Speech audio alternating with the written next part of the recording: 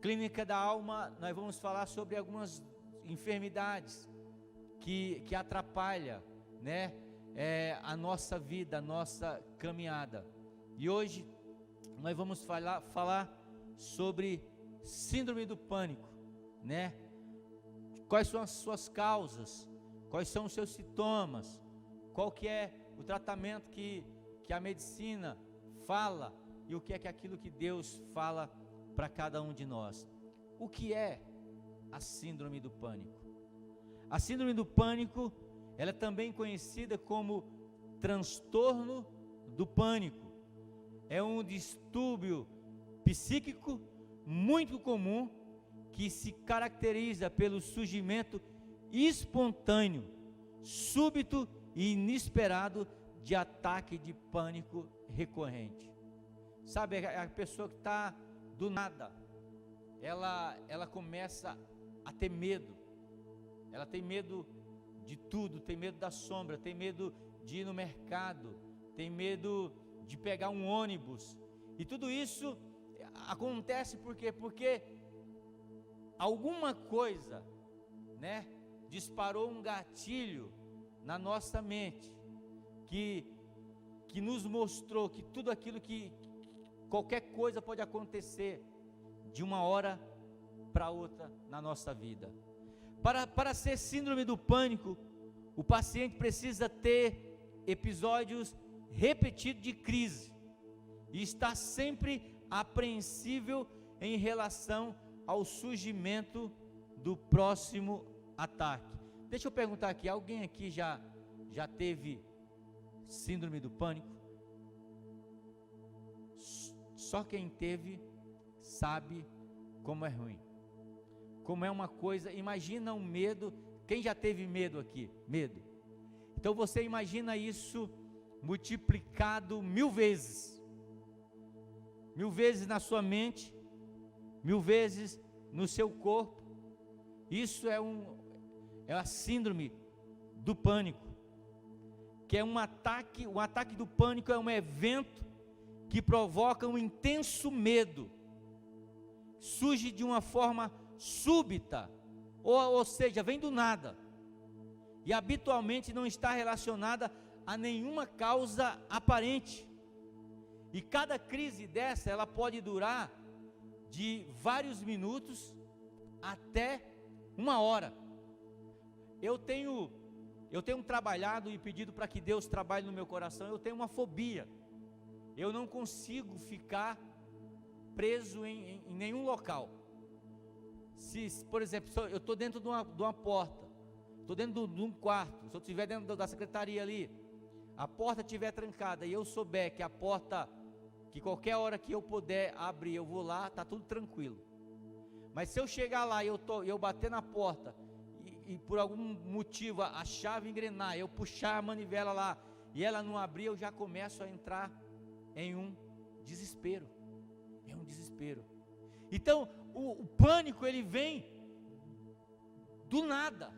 Você menos está esperando e de repente você tem aquele ataque, né? A medicina diz que até 1/3 da população pode apresentar um episódio isolado de ataque de pânico, que geralmente vai embora e nunca mais volta. 1/3 da população. Já a síndrome do pânico, ela afeta 3% das pessoas, sendo 2 vezes mais comum em mulheres do que homem. E isso não tem nada a ver com a masculinidade do homem. Acredito eu que deve ter a ver com hormônio, não sei, eu não sou, né? Pode ser que aqui tenha algum psicólogo, eu não sou psicólogo. Eu trabalho alma, através da ferramenta que Deus nos deixou disponível, que é a palavra de Deus, a oração e o Espírito Santo. Mas 3% da população mundial, ela sofre de síndrome do pânico, sendo que essa síndrome é 2 vezes mais comum nas mulheres. Uma importante característica da síndrome do pânico é o fato do paciente está persistentemente preocupado que retorne à sua crise, mesmo quando ele se sente bem.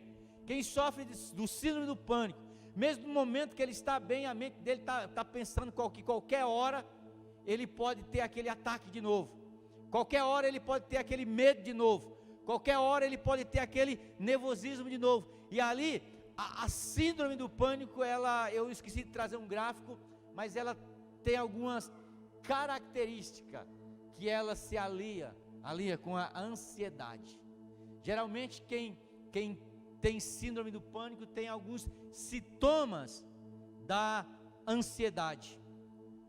O medo de voltar ao ataque de pânico é tão grande que o paciente ele deixa de frequentar lugares que ele ia antes, ele muda a sua rotina completamente, ele deixa de ir no mercado, ele muitas vezes deixa de trabalhar, deixa de vir na igreja, porque ele fica com medo que qualquer momento ele pode sofrer desse tipo de enfermidade. É assim ou não, você que teve isso? Você não pensa assim, se eu for na igreja e de repente me atacar lá, como que eu vou ficar? E se me atacar esse problema lá no meu trabalho, como vai ficar? E se eu pego um ônibus? E se eu faço isso? E se eu faço aquilo? Então ele se sente de uma maneira só dele, que é melhor ele ficar em casa, é melhor ele não sair para lugar nenhum. Por quê? Porque ele está seguro. E aí eu contei essa história uma vez, eu lembro de uma época quando a gente era criança e você tinha medo, às vezes faltava energia, ou às vezes você ficava sozinho em casa e de repente um gato estava mexendo em algum lugar, e aí você ouvia aquele barulho, e aí você ia para um esconderijo que você se sentia seguro. Você entrava no meu caso era na rede, mas você talvez na cama, e aí você puxava o lençol, um lençol fino, e debaixo daquele lençol você se sentia seguro. Mas você tinha alguma segurança? Nenhuma. Assim é aquele que sofre do síndrome do pânico. Ele diz assim: se eu ficar em casa, eu estarei seguro, eu não vou sofrer de nada. É como se ele estivesse debaixo do lençol, e ali ele fica seguro. Agora, como que funciona o ataque do pânico? Tem um slide aí, não tem, Carla? Como que funciona o ataque do pânico? Eu coloquei aqui, é um ciclo. Ele começa, tudo começa com você agindo normalmente. Você está andando, você está fazendo as suas coisas, então o seu órgão sensorial, seus órgãos sensoriais percebe um possível perigo. Seu ouvido, seus olhos, seu tato. O cérebro, ele ordena que o corpo se prepare para lutar. Você fica em estado de alerta.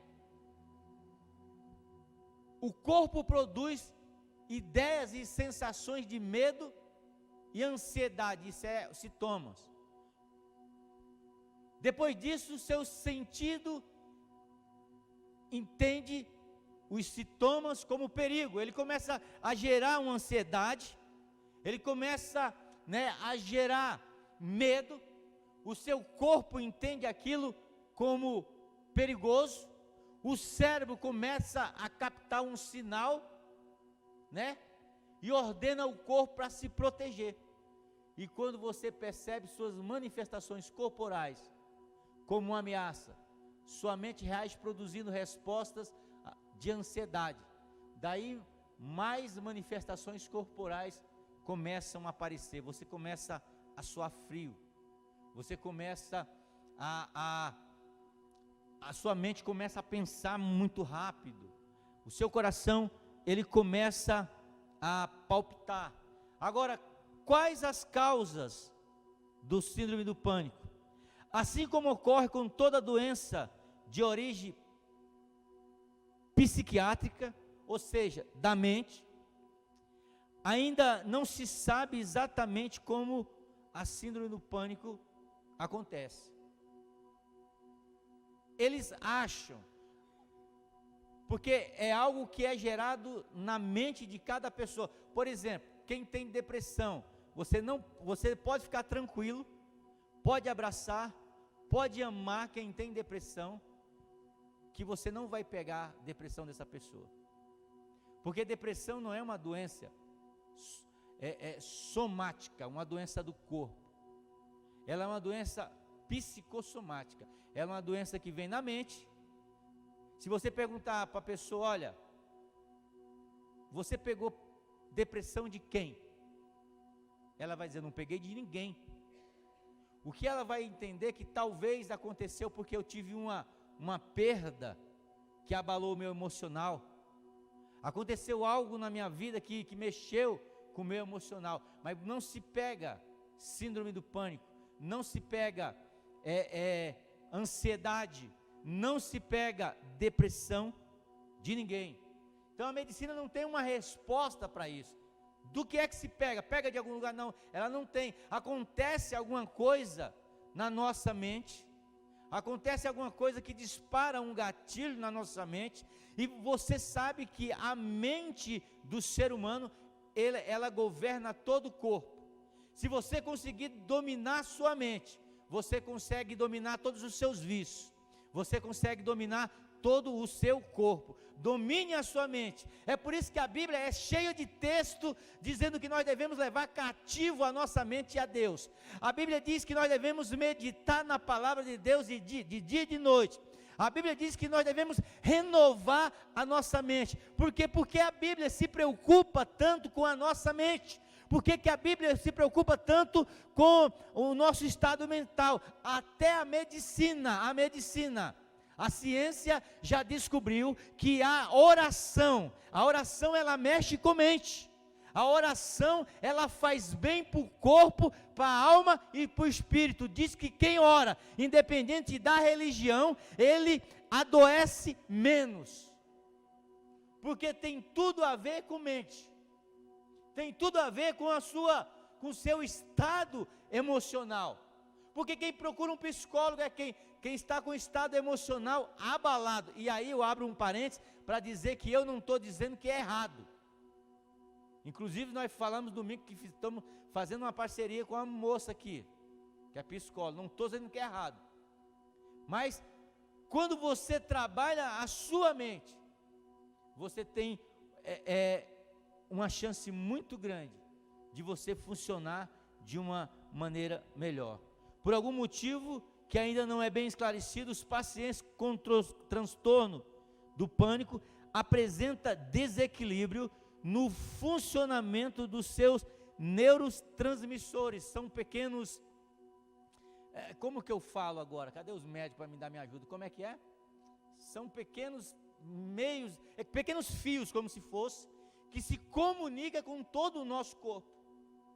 Então, por algum motivo que desconhecido, não bem esclarecido, os pacientes com transtorno de pânico apresentam desequilíbrio. Ele não consegue, não é que ele está louco, ele não consegue funcionar da maneira que deveria funcionar. Talvez receba uma carga maior. Por exemplo, você pegar um fio que só pode conduzir uma energia de 110 e de repente você manda 220 lá de uma vez, vai queimar os aparelhos.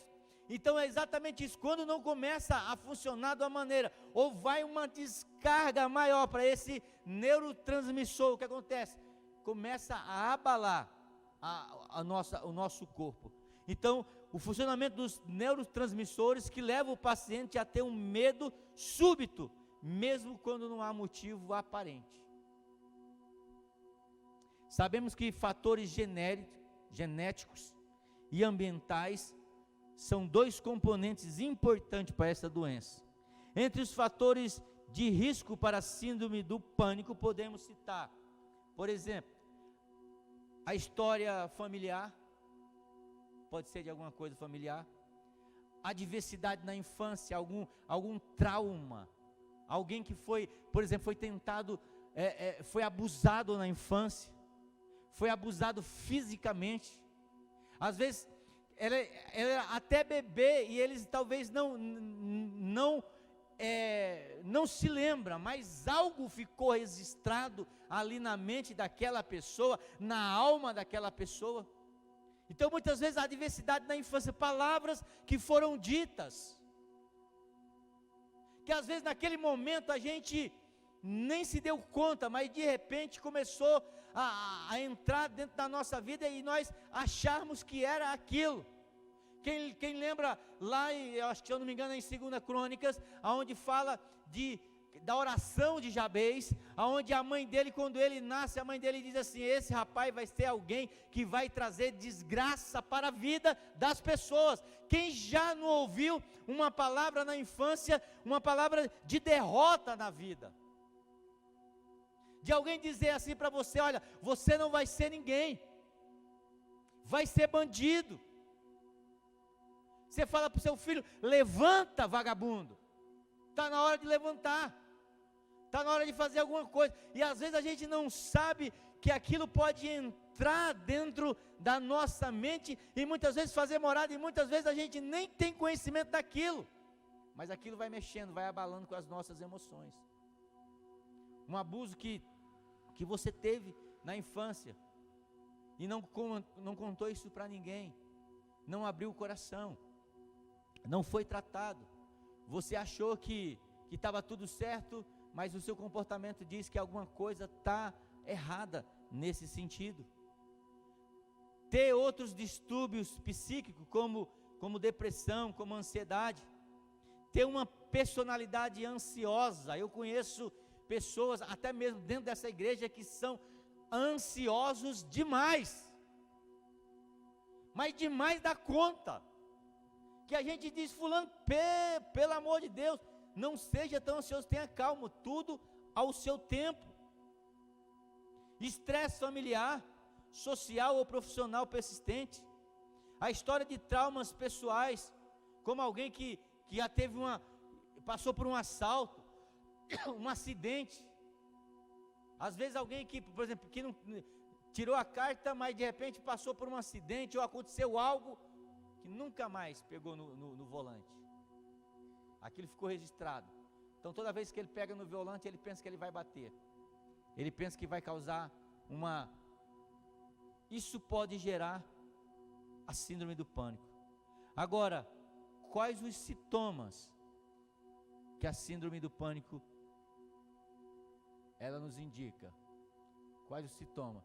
De acordo com o Manual de Classificação de Doença Mental, o DSM, eu pesquisei, hein?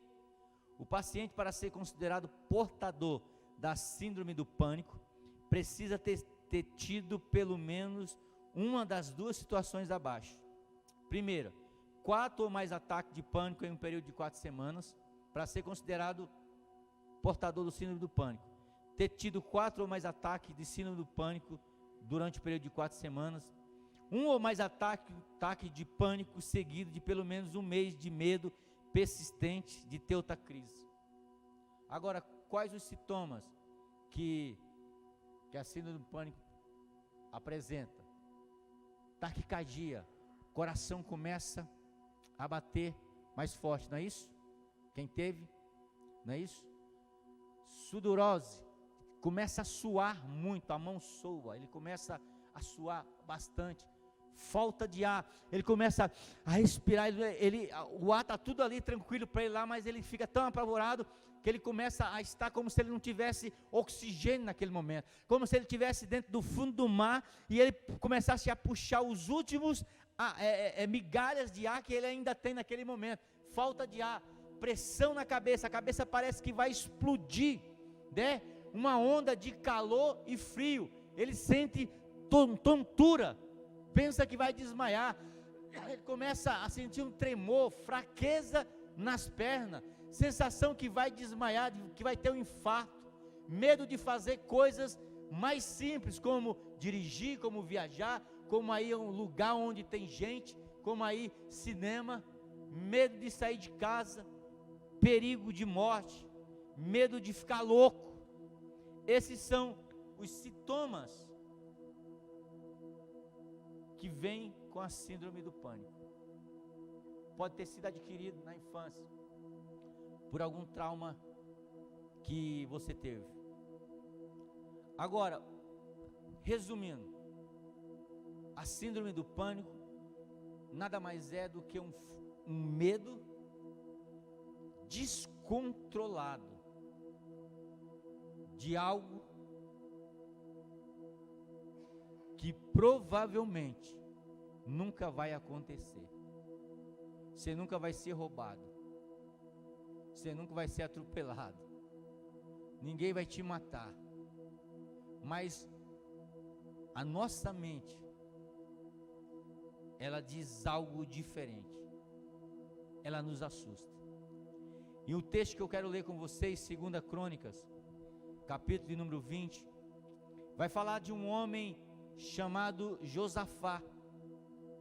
Josafá, ele estava ali, ele recebeu um recado, e aquilo gerou um medo desenfreado no coração dele, um medo que ficou fora do controle.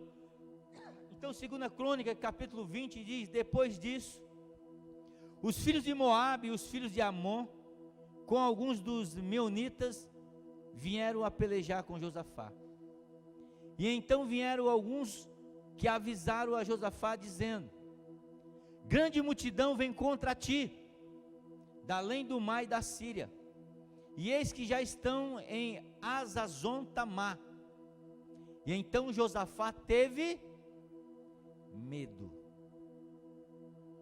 Josafá teve síndrome do pânico. Josafá teve medo e se pôs a buscar o Senhor, e apregoou um jejum a toda Judá. E Judá se congregou para pedir socorro ao Senhor. Também de todas as cidades de Judá veio gente para buscar o Senhor. E pôs Josafá em pé na congregação de Judá de Jerusalém, na casa do Senhor, diante do pátio novo, e disse: ah, Senhor Deus, porventura não és tu Deus nos céus? Não és tu que domina sobre todo o reino do povo? Nas tuas mãos está a força e o poder, e não há quem possa resistir. Josafá, quando teve medo, e um medo desenfreado, porque vinha na realidade o medo de Josafá era um medo visível, diferente da síndrome do pânico. O medo de Josafá era um medo que ele estava vendo, e assim como a síndrome do pânico, o medo, quando você vê, ele também mexe com os seus neurotransmissores, ele mexe com a sua mente, ele mexe com a sua emoção, ele faz com que você soe frio. Quem já teve medo aqui? As suas pernas ficam mole. Já teve medo de você tentar correr, e aí você diz para outra pessoa: olha, tentei correr, que fiquei com tanto medo, que eu tentei correr, e eu não consegui. E algumas pessoas, eles não conseguem até segurar a sua fisiologia. Alguns fazem xixi, de tanto medo. E Josafá via uma grande multidão, e a multidão, Josafá realmente estava vendo que via uma grande multidão. Agora, qual que foi a atitude de Josafá contra o medo? Qual é a nossa atitude que devemos ter contra o medo, contra o pânico, contra a depressão, contra as doenças que vêm sobre a nossa mente? Primeira coisa que Josafá fez, que o texto está dizendo, que eu me alegrei muito quando eu vi isso, verso 3 diz: então Josafá teve medo e se pôs a buscar o Senhor. A primeira coisa que devemos fazer é buscar o Senhor. Talvez você já foi buscar a medicina, você foi para psiquiatria, você toma seus remédios, mas mesmo assim não melhorou. Porque deixa eu dizer uma coisa para você, meu amado. Se tem uma área na vida do ser humano que ela precisa ser guardada, porque é nessa área, se não tiver protegida, aonde o diabo faz os seus ninhos, aonde muitas vezes, se você não tiver cuidado, você prepara o ninho, a serpente vem, coloca o ninho e você choca, coloca os ovos lá e você choca. Já viu falar num livro aí, até o Flávio Vassoura escreveu um livro chamado Ovos de Serpente. Satanás muitas vezes coloca determinadas dúvidas na nossa mente, começa a controlar a nossa mente, a dizer, e é por isso que muitos crentes que não conhecem ao Senhor, o diabo coloca tanta coisa na mente dele, que ele acaba achando que o diabo tem mais poder do que Jesus. Mas eu quero dizer para você nessa noite, olha, Deus tem mais poder, e é por isso que nessa noite pessoas vão ser libertas aqui em nome de Jesus. Daqui a pouco a gente vai orar, e Deus vai começar a quebrar grilhões aqui neste lugar. Porque uma das coisas que o diabo faz é trabalhar na nossa mente, no nosso psicológico, para dizer que ele é maior do que todas as coisas, que ele manda, que ele governa, e muitas vezes a gente aceita esses pensamentos e começa a chocar eles na nossa mente. Mas a primeira coisa que Josafá fez, quando teve medo, foi buscar o Senhor. E a Bíblia diz que o verdadeiro amor de Cristo lança fora todo medo.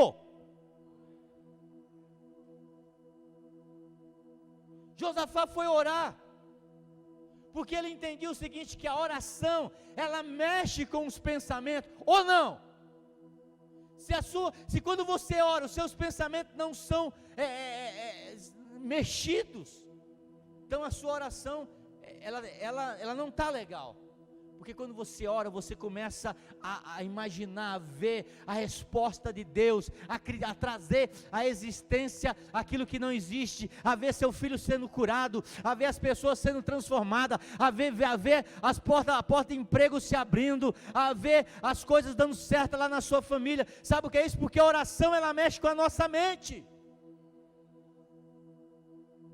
Então quando o medo veio e começou a vir como uma nuvem negra em cima de Josafá, a primeira coisa que ele fez é o seguinte: eu preciso colocar um capacete diferente para me proteger.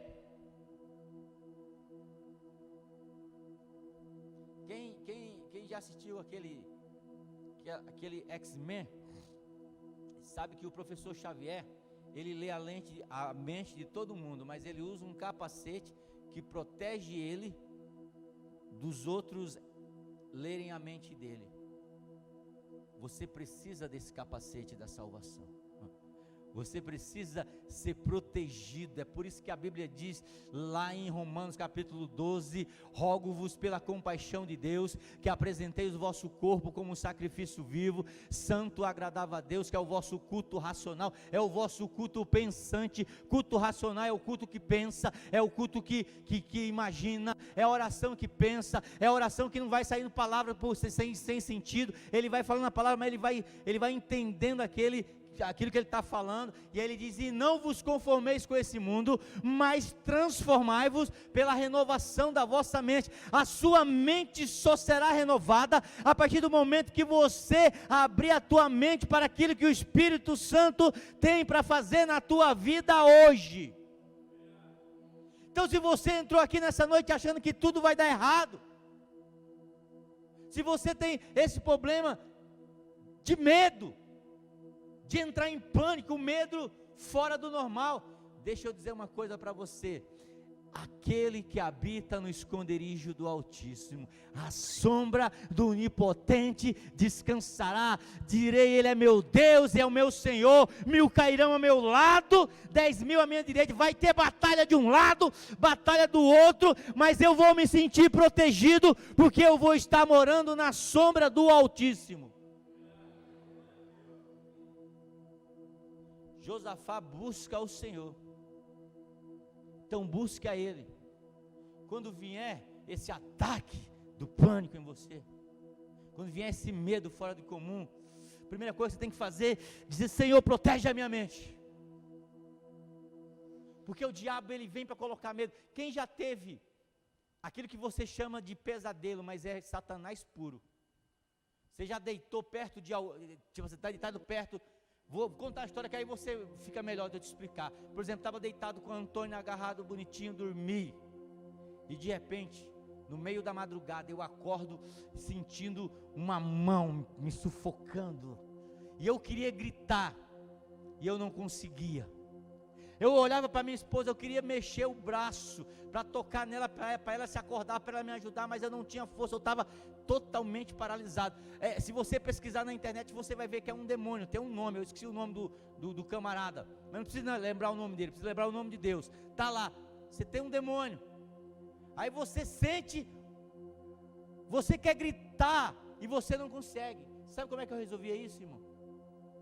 Quando eu aprendi, eu não conseguia falar, mas eu dizia assim na minha mente, porque tudo é na mente: sangue de Jesus tem poder, o sangue de Jesus te repreende. Aí ele começava a soltar assim, sangue de Jesus. Aí de repente eu saía, acordava todo suado.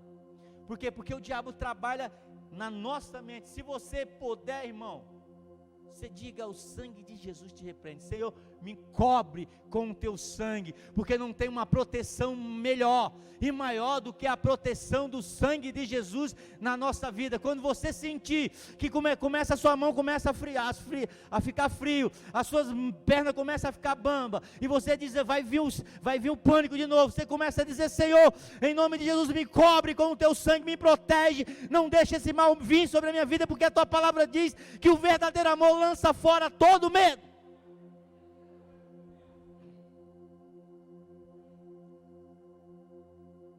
Ah, pastor, só resolve isso se você procurar um psicólogo.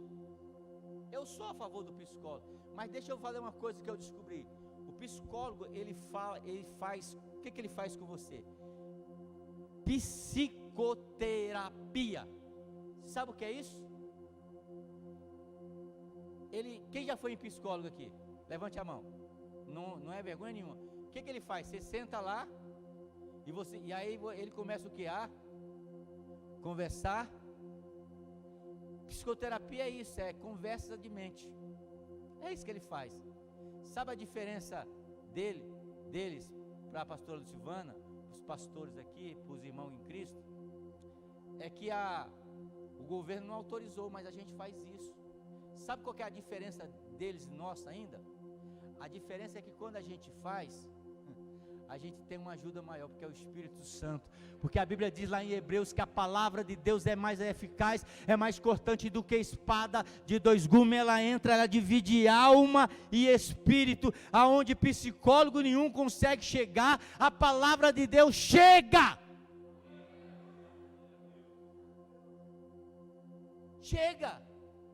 Eu poderia contar um monte de história daquilo que Deus fez. A irmã de uma irmã aqui estava quase um ano, tratando com o psicólogo. Aí começou a vir aí, na igreja, 4 vezes. E a gente falando daquilo que Jesus podia fazer. Daquilo que Jesus podia fazer. Daquilo que Jesus podia fazer. Sabe o que aconteceu? 4 vezes que ela veio, Deus curou ela.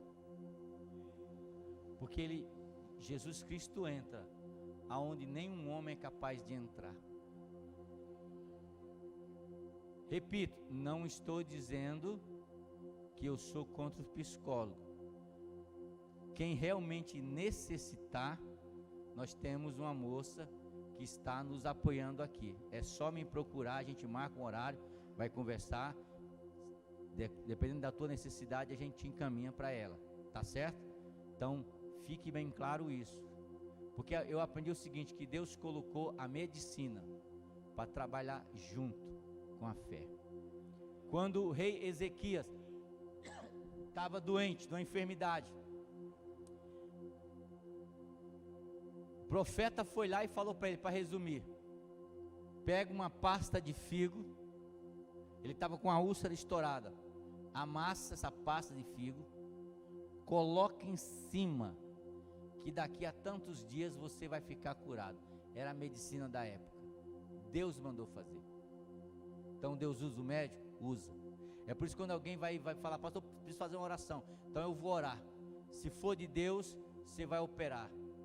Não vai operar. Se Deus quiser, você vai operar. Ele vai colocar o melhor médico lá, porque Ele capacitou também os médicos para isso. É por isso que nós temos pessoas aqui que trabalham na área da medicina. Terceiro, ou melhor, segundo, qual a sua atitude diante do medo? Conte com amigos. 2 Crônicas capítulo 20, verso 4 diz: Judá se congregou para pedir socorro ao Senhor. Também de todas as cidades de Judá veio gente para buscar o Senhor. Não se isole, conte com amigos. Diga: olha, eu posso ir aí, ou você pode vir aqui para fazer uma oração comigo, para você orar comigo, para você conversar comigo. Não se isole. O problema desse tipo de enfermidade é que a gente acaba se isolando e ficando sozinho. E a Bíblia diz o seguinte, que toda congregação veio até o Senhor. Todas as cidades de Judá vieram para junto de Ezequias buscar ao Senhor. Então, se você está passando por alguma doença dessa, chama o irmão, vamos orar junto. Fala para ele assim: olha, ora comigo aqui, olha, eu estou passando por isso, tem hora que eu tenho medo. Ora para que Deus possa levar esse medo, ora para que o amor de Deus venha sobre a minha vida, porque a Bíblia diz que o verdadeiro amor, ele lança fora todo medo. Procure pessoas, não se isole. Terceiro, creia que Deus domina tudo, inclusive a nossa mente. Olha o que diz o verso de número 6, e disse: ah, Senhor, Deus dos nossos pais, porventura não és tu Deus nos céus? Não és tu que domina sobre todos os reinos do povo? Creia que Deus domina tudo. Se você levar cativo, Ele domina até a tua mente. Ele vai te conduzir para fora desse medo. Ele vai te conduzir para fora dessa situação que você está passando. Ele vai te levar para fora desses pensamentos de suicídio que você está tendo, esses pensamentos de morte, esses pensamentos de tristeza que você está tendo. Ele vai te levar para fora. Quarto, acima de tudo, mantenha os olhos em Deus. Verso de número 12 diz o seguinte: ah, nosso Deus, acaso não escutarás tu o teu julgamento, não executarás tu o teu julgamento contra eles? Porque em nós não há força para resistirmos a essa grande multidão que vem contra nós, e não sabemos nós o que fazer. Sabe, às vezes pessoas que sofrem desse tipo de enfermidade e outras não sabem o que faz. Eles estão ali, tomam remédio, parece que não funciona, estão meio sem saber o que fazer. Mas o Josafá diz: porém, os nossos olhos estão postos em ti. Os nossos olhos estão postos em ti. Não na dificuldade, não no problema, estão colocados em ti. Então coloque os olhos em Deus. Quinto, para encerrar, entenda que tem determinadas doenças que nós já fizemos tudo. É ou não é, irmã? Tudo. E não conseguiu nada. Mas continue mantendo os olhos em Deus, orando, confiando, e com essa certeza no seu coração: a luta é sempre de Deus. Olha o que diz o verso 5: e disse: dai ouvido todo Judá, e vós moradores de Jerusalém, tu, ó rei Josafá, ao que vos diz o Senhor, não temais, nem vos assusteis por causa da grande multidão. Não temais por causa dessa enfermidade, não temais por causa do ataque de Satanás, porque essa peleja não é vossa, essa peleja é de Deus. Verso 17: neste encontro não tereis que pelejar, tomai posição, ficai parado, e vede que a salvação, ela vem do Senhor. Deus pode usar um médico, Deus pode usar uma palavra como essa, Deus pode usar a oração que nós vamos fazer agora, mas lembre sempre de uma coisa: meus olhos estão em Deus, e a minha salvação, a minha vitória, ela vem do Senhor, porque nesta peleja eu não terei que pelejar. Você pode ficar de pé? Nesta peleja, não tereis que pelejar. Eu quero convidar você que crê que Deus pode fazer um milagre na sua vida. E se você vier aqui na frente, eu quero desafiar você a vir para orar.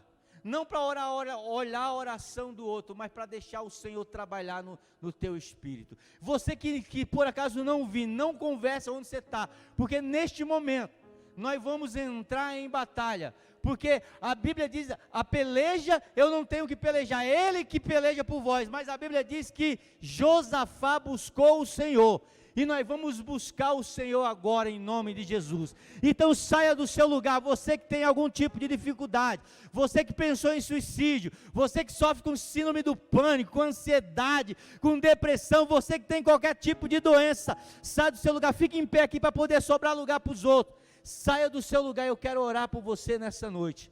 Você que está com a vida amarrada, talvez você ache assim, que não tem jeito, mas Deus nessa noite, Ele quer te libertar, porque a palavra de Deus diz, se o Filho do Homem vos libertar, verdadeiramente sereis livres, aleluia.